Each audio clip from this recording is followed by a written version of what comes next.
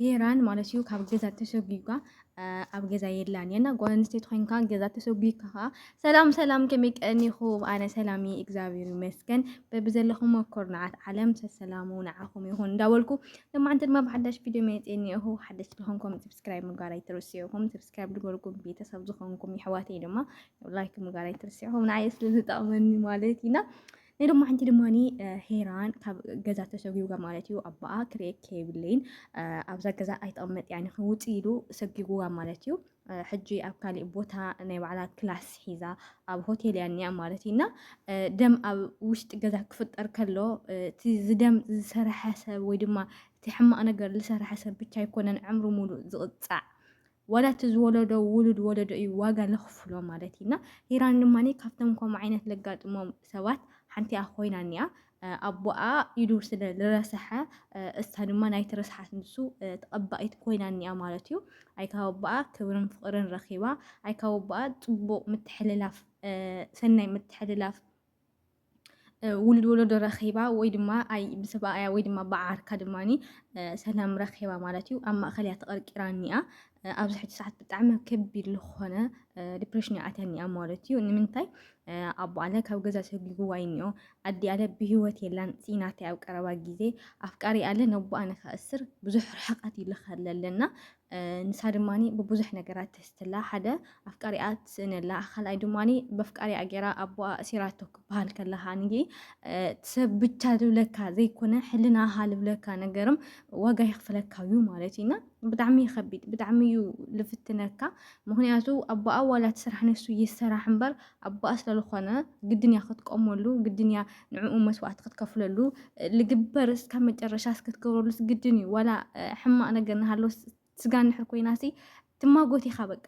ባህሪ ናይ ደቂ ሰባት ኣብዚ ዓለም ናይ ዘሎ ሰብ በቃ ባህሪ ከምኡ እዩ ሓደ ሓደ ነቲ ሓቂ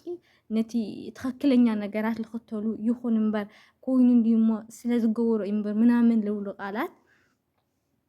እንዳተጠቐሙ ዝሰርሑ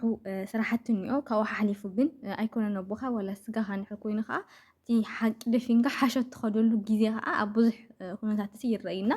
ሄራን ድማ እዚ ነገራት እዚ ብሎማዓንቲ ብጣዕሚ ከቢድ ብዝኾነ ብንብዓት ዝተዓጀበ ውዕለ ያ ውዒላ ማለት ድማ ብጣዕሚ ይሕዝነካ ብፍላይ ድማ ከም ጓል ኣንስተይቲ ብጣዕሚ ልሕምም ምሽኔልካ ንስኻ ዘይገበርካዮ ሕማቕ ነገራት ንኸይትገብር ሽሙካ ንኸይበላሾ መፃኢኻ ንኸይበላሾ ብዙሕ ነገራት ኣፃፊፍካ ኢኻ ትኸይድ ብፍላይ ድማ ከም መንእሰይ መጠን ማለት ኢና ብሕጂ ብዙሕ ዕድመ ኣለኒ ኢልካ ስለተሓስብ ካብኡ ከዓ ንዝሓስብ ዝመፅእ ጀነሬሽን ድማኒ ንውሉድ ወለዶኻ ንኸይተበላሹ ኢልካ ብዝፀፈፈ ነገራት እናኸድካ ከለኻ ካብ ኩሉ ነገር ገሊልካ እንዳተንቀሳቐስካ ከለኻ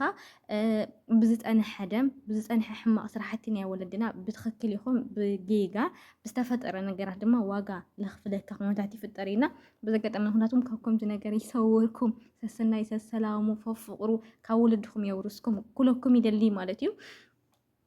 ዓርካ ድማኒ ብጣዕሚ ተወጢሩ እኒአ ምክንያቱ ተሓቂ ክወፅእ ይደሊ ኣሎ ኣብ ቀታለ ኣቦኡ መን ከም ዝኾነ ክወፅእ ይደሊ ኣሎ ኣብ ቅድሚ ሕጊ ክዳነ ይደሊ ኣሎ ብሕጊ መሰረት ክቕፃዕ ይደሊ ኣሎ ናይ ኣቦኡ ደም ፈሲሱ ክተርፍ ኣይደልን ዘሎ ሕነ ክፈዲ ይደሊ ኣሎ እቲ ሕነ ዝፈድየሉ ሰብ ከዓ ሓሙኡ ኮይኑ ፀኒሑ ማለት እዩ ካልኣይ ድማ ምስ ኣዲኡ ዘለዎ ነገራት ክልቲኦም ሓሙኡና ኣዲኡ ዘለዎም ነገራት ብጣዕሚ ዝሓርፈፈ እዩ ማለት እዩ እና እዝታት እኒኦ ካልሳይ ከዓ ንዕኡ ንኸቐትል ንዕኡ ሕማቕ ነገር ንኸብል ድማ ስለያ ቅድሚ ሕጂ ሰዲዱ ኣሎ ከም ዝነበረ ገቢእዎ እዩ ተረዲእዎ ኢና እዝታት ነገራት ንሄራን እዩ ኣፍቂርዋኒ እምበር ኣብቲ ስድራ ከቢድ ዝኾነ እሾኽ እዩ እኒአ ማለት ኢና ስለዚ ዋላ ዲኡ ትኹን ዋላ ሓሙኡ ይኹን ነዚ ነገራት እዚ ደስተኛ ይኮኑን ክልቲኦም ጥራሕ ብዘለዎም ንፅህና እዮም ደስተኛታት እኒኦም በይ ካብኡ ብዝዘለለ ናብ ኣዲኡ ናብ ኣቦኣ እቲ ጉዳይ ክኸድ ከሎ ድማ ብጣዕሚ ዝኸፍአ ነገር መስዋዕቲ ከም ዘኽፍሎም ይፈልጡ ኣለዉ እዮም እና እንተሓዲግዎ ናይ ኣቦኡ ቀታሊ መን ምዃኑ ረሲዑ ወይ ድማኒ ንፍቕር ኢሉ ሓዲጉ ተሓታቲ ሕልና ክኸውን ኣይደለየን እንተእሲርዎ ድማ ሓደ ሄራን ክኸስራ እዩ ካልኣይ ድማኒ እሱታት ነገር ንኽትረክብ ኣነ ድማ መመላለሰይቲ ጉዳይ ንክኸውን ኢኻ ቀሪብካኒ ኢኻ ኣፍቂርካኒ ዝብል ሓሳባት ድማ ክመፃ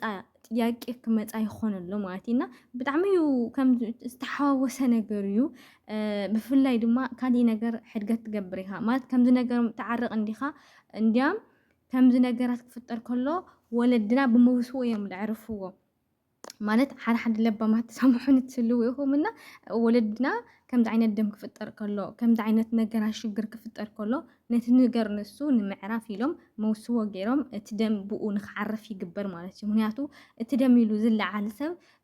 ተዋሲቦም ስለ ዘኒአው ናይቶም ዝተዋለዱ ናይቶም ዝተማርዓው ውላድ ድማ ስለ ዘኒአው ንዕኦም ርኢኻ እስቲ ይኹን ደሓን ታሞ ዝሞተ ደ ይምለስ እዩ በቃ ዝወደይ ይቐፅል ታጓለይ ትቐፅል ኢሉ ንክዓረፍቲ ጉዳይ ይግበር እዩ ማለት እዩ እና በዓልቶም ከኣዚኦም ከዓ ኮይኖም ቢያን ዝተነኣሰ ንዕኦም ክርእዩ ንእስነቶም ክርእዩ ልግብኦም ተም ዓበይቲ ነይሩ ይኹን ዳ እምበር እትዮም ኢዱ ደም ስለዝሓዘ ክድቅስ ኣይከኣለን ኣዲኦም ብዙሕ ነገር ስለትፈልጥ ولا نحن خطلا ولا نحن ما نخحسبلا زنبر جزيتات ስለትዝክር እስታት ነገራት ድማኒ ይሕማቅ እዩ ማለት እዩ ولا يحمم ماد أمبر نودع ختبل لي تخفله يبدأني لي الحسب أبواني هيرانجن نعوقو بتعمي كتكره الله حنا نخيف فدي بقالو غيرو نخيف ماتو سقمت نخيف وسد بتعمي لتنقا ماتينا السو ناوانا كاف زمت نستات خيلي لي سوقي قوان اي مثلا نحجي قوان ستيت خوينا كاف قزات سوقي قوان كتكركن لادما أكون نتسوقي قوان نعتمر عو تبعي لا كتكركن لخمانسي أو سالستي أو قال أي معلتين دابو أمتيك تعرف دابو أمتيك تدك أساسي زلوا سمعت فوليو تسوقي قوان أمو تخونا نقرات مكان قوان نستيت خوين كادوما دقا ختول كاللخا ها قولنا حدر كتكون كاللخا مسكزا خامس هافتخا دما بتعمي كبد يو مالتينا استات نقرات لم تدما زنبر الدم زتصنحه ስለ ዝኾነ ይዋጋ ለኽፍሎም ኣለና ኩልህና ብዝተኻለና መጠን ንገብሮ ነገራት ንሰርሖም ስራሕትታት ነቲ ንሽዑ ስምዒት ናይልና ንእርካታ ንበቃ ነታ ደቃይቕ ንሳ ንኸዳ ናይ ደቃይቕ ዝተፈጠረ ስሕተት እዩ ንዘለኣለም ብቻ ንዓኻ ለይኮነ ዋላ ንደቅኻ ኣንዊሑ ዝኣስር ደም ዝኾነ ኣለና ኩልህና ብዝተኻለና መጠን ካብዚ ነገራት ዝተማሂርና ስምዒትና ተቆፃፂርና ነቲ ዝመፅእ ነቲ ንወልዶ ነቲ ሓውና ነቲ ሓፍትና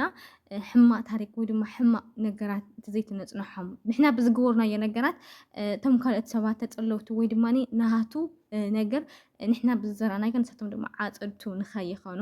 ናይ ሰላም ናይ ፍቅሪ ዓፀድቲ ክኾኑ ኣለዎም እምበር ናይ ከምዚ ናይ ዓይነት ደማት ከምዚ ዓይነት ስራሕትታት እንተዘይንገብረሎም እንተዘይንሕዘሎም ብጣዕሚ ደስ በሃሊ ነይሩ ማለት እዩና ልዋም እዚ ነገራት እዚ ትፈልጥ እያ እንታይ ከም ዝገብረሎ እንታይ ከም ዝሰርሐሎ እንታይ ዓይነት ስጉምቲ ወስድ ከም ዘሎ ትፈልጥ እያና እስታት ድማኒ ንዕኡ ከም ሓፍቱ ኮይና ዋላ ጓና ትኹን ባይዘወይ ሓደ ጊዜ ልብልና ንሕዳር ነዳምፅ ኮይና ኣሕዋትና ብቻ ይኮኑን ንዓና ዝሕለቁልና ወላ መሓዙትና መቕርብና ወዲ ይኹን ጓል ብዘይግድስ ስናትና ዝሕመም ብዙሓት ሰባት ኣለው ብኡ ልክዕ ከምቲ ሕማቅ ዝገብሩና ማለት እዩና ህልዋም ድማ ካብቶም ፅቡቅ ዝገብሩ ፅቡቅ ልምነይ ፅቡቅ ዝሓስቡ ሰባት እያ ንዕኡ ድማኒ